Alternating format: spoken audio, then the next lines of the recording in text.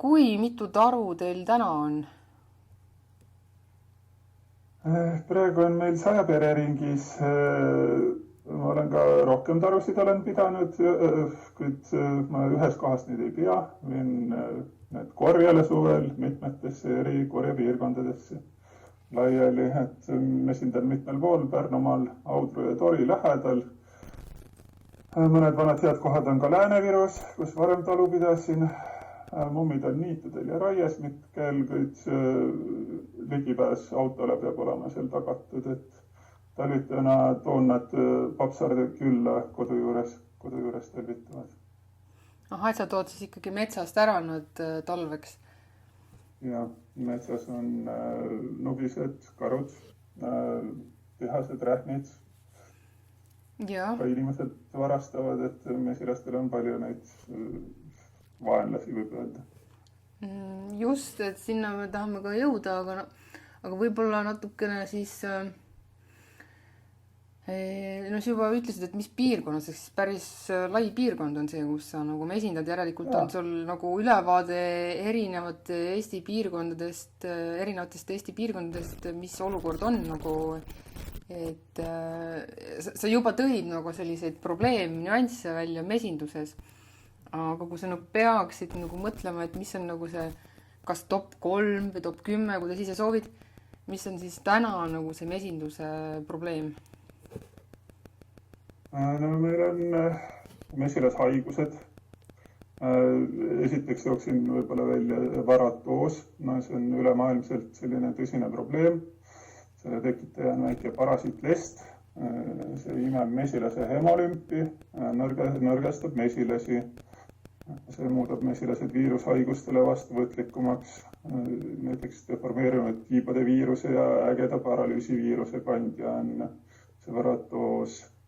Mu poeg tegi just gümnaasiumi uurimustöö varatoosi teemal. Siis teiseks tooksin välja põllumajandusmürgid, mis on mesilaste jaoks tõsine oht. Mina olen õnneks sattunud tarkade põllumeeste lähedale mesindama ning mesilased pole pidanud seetõttu kahju kannatama. Ütleme, kolmanda probleemina oleks võib-olla madal kodumaise mee hind, mis on tingitud peamiselt sissetoodavast odavast importmeest, millega on raske konkureerida kohalikel mesinikel meie klimaatilistes tingimustes ja võib-olla see on selline kolmas päris tõsine teema, millega praegu mesinikud maadlevad. Palju on ka müüte mee võltsimiste kohta, mida ajakirjandus on tublisti võimendanud, et Eesti mesinikud on minu teada ausad. Tehti mingisugune DNA test vist eelmise aasta lõpus, kus 37 Eesti meetestis osalenust põrus üks Eesti mesinik ainult. Aga mina tunnen valdavalt ikkagi ainult ausaid Eesti mesinikke. Ja, see on siiski hea tulemus. See küllaltki hea tulemus, jah. Aga karu probleem, ma tean, kuhu sa sihid, et karu probleem pole väga keerukas probleem see nii olnud, aga karu on mind külastanud.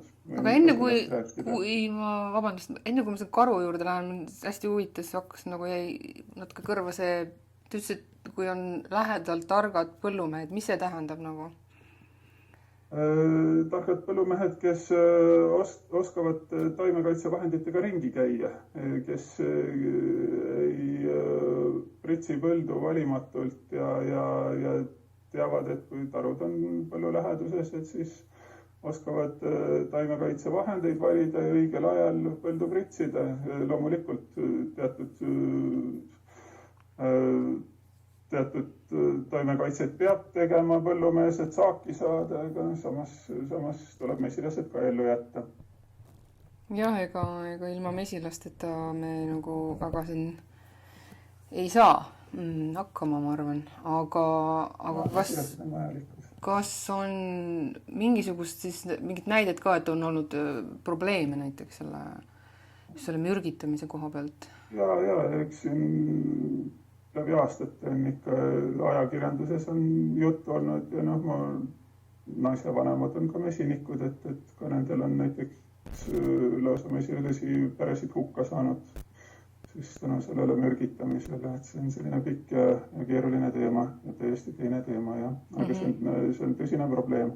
Ja see on ka päris tõsine probleem, aga ma olen nagu, kuna ma ise ka hobimesinik, et siis aga nagu selles mõttes, kuidas ma mesinikuga üldse aru saan, et on käinud see või on lähedal olnud see hooletu põllumees. Ütleme, kui on seal mingi mürgistusega tegemist, siis ütleme, seal taru ees on surnud mesilasi maas. Paljud muidugi ei tulegi korjalt koju ja võib üks hetk lihtsalt olla sul pool taru tühi või siis seda on mürgistus nähtud, ega mesilasi seal taru lennuava ees, seda peaks sellest peaks iga mesinik aru saama. Käitumine on... Lihtsalt perre ei lastagi ja jäävad sinna pere ette lihtsalt vingerdama ja surevad lennulaua ette maha. Ja selles mõttes, et ja seda kuskile ka siis näiteks peab teatama või peetakse selle üle mingit statistikat, kui sul näiteks on nagu kahtlustad sellist olukorda, et on mürgi? Ja ikka Veteametile peaks, nüüd on see toidu ja veterinaaramet, et sellel juhul peaks esmajärjekorras sinna teavitama ja siis sealt on juba selline oma protseduurid, kuidas siis seda jälgitakse ja mis seal puhul tehakse. Aga täna me sellel teemal süvitsi ei lähe, et meil oli siin see teine teema nii-öelda siis need karud. Sa küll top 3 seda karu ei pannud, aga kindlasti on sul nagu kogemusi karudega? No, on kogemusi, nii nugiste kui karudega, aga aastate lõikes olen korduvalt karudega kokku puutunud, et kuna ma harrastan rändmesindust, siis vean tarusid erinevatesse kohtadesse korjale. Kodu juures mul õnneks rüüstamas ei ole käinud, et siin aitab mind koer ja peletan ise. Üle 10 aasta tagasi oli juhus, kus karu lammutas ligi 13 peret laiali, et siis taotlesin lausa riigipoolset karukahjude hüvitamist. Paaril aastal on üks noor mõmmi kas ühe või pardaru kaasa viinud mõnes mesilas, et see on kaks üleilmine ja sellest omakorda üleilmine aasta siis käis gruppides, kus mul polnud karjust või mingi noor mõmmik võttis viimase taru ja võtab 2 käpa vahele tagajalgadel siis viib selle mesilast kaugemale, et kus nii palju enam ei rünnata ja siis laseb haudmel ja meel hea maitsta. Et peletamiseks on mind ikkagi akutoitega elektrikarjus aidanud. Et olengi 5 traadiga elektrikarjuse teinud ja siis peale seda pole karu enam tüüdanud. Et see kõige tõsisem probleem oli juba 10 aastat tagasi, kui kõige rohkem... Üle 10 aasta tagasi, ma tean, kas ta oli 2012 vist käis ja võttis mul ligi 13 pere lammutas laiali. Aga näeks, siis tuli see elektrikarjus paigaldada ja midagi pole parata, et see aitas. Jah, et siis see oli siis ikkagi kui see klassikaline olukord, et nagu täna Eestis on, et kõigepealt tuleb karu ja siis tehakse midagi, et enne nagu, kuidas sa täna teed, et kui sa kuhugi viid, siis sa juba kohe tead, et sa paned ka selle elektrikarjuse sinna või mingi peleti, mingi muu peleti? Maaomanikuga peab ikka rääkima, et kui on nähtud või on see oht olemas, et kui on neid gruppe nagu rohkem, siis päris igale poole alati ei pane ka, kui nagu päris nagu tõsist ohtu hetkel pole. Aga siis kui juba on käinud, et siis tuleb kiiresti tegutseda üldjuhul. Jah. Aga on see nagu väga suur vaev mesinikule või? Ei ole, ei. Ma üldse ei ütleks, et see nagu eriline vaev on, et see mingeid lisakulusid nõuab, et auto aku ja tugipostid, aga ütleme, see ärahoitav kahju on ikkagi mõõtmatult suurem. et ilma karjuseta karu üldjuhul ei piirdu 1-2 perega, vaid käib seni, kuni grupp on tervenisti nahka pandud ikka. Et väga toetan seda karjuse mõtet.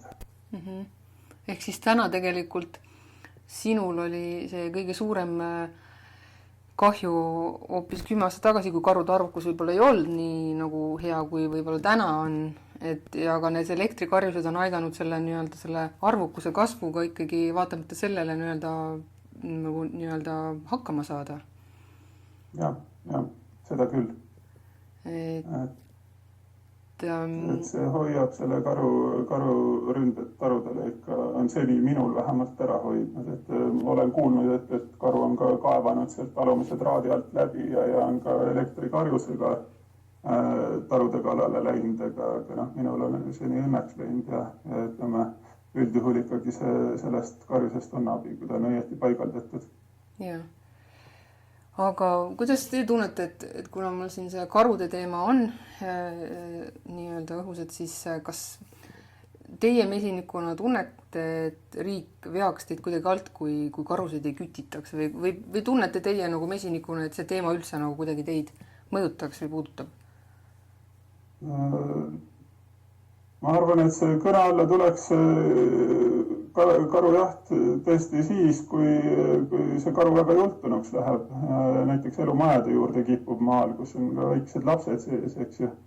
Et kui ta otseselt hakkab inimelusid ohustama, et siis on see karu küttimine õigustatud. Mina mesinikuna sellist tõsist probleemi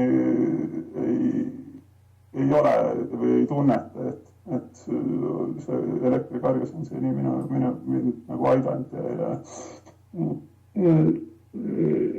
ei pea nagu õigustatuks, et sellepärast peaks nagu väga suurt karujahti hakkama pidama veel. Aga kuidas te isiklikult, et kas te nagu sinu pere tunneb ohtu näiteks täna või on teil nagu selliseid kokkupuuteid karudega olnud?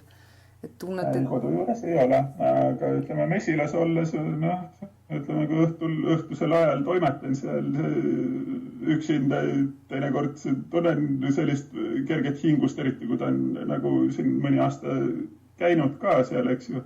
Et siis teinekord tunnetan küll, et ei tea, kas see karu ikka tuleb kuskilt, eks ju. Aga eks mingi selline sisemine ettevaatlikkus või hirm on olemas, aga iseenesest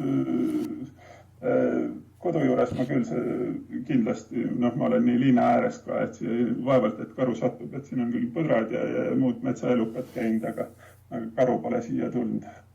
Et karu tahab vist natuke rohkem nii-öelda veel sellise sügavama metsa poole elada.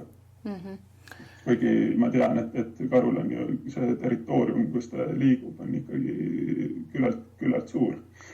Peab ütlema, et see karude liikumine sõltub suuresti sellest, kus neil on nagu mõtet minna, kus on nende tühi kõht nii-öelda määrab ära palju selle, kuhu nad lähevad, et siis toidu otsingud.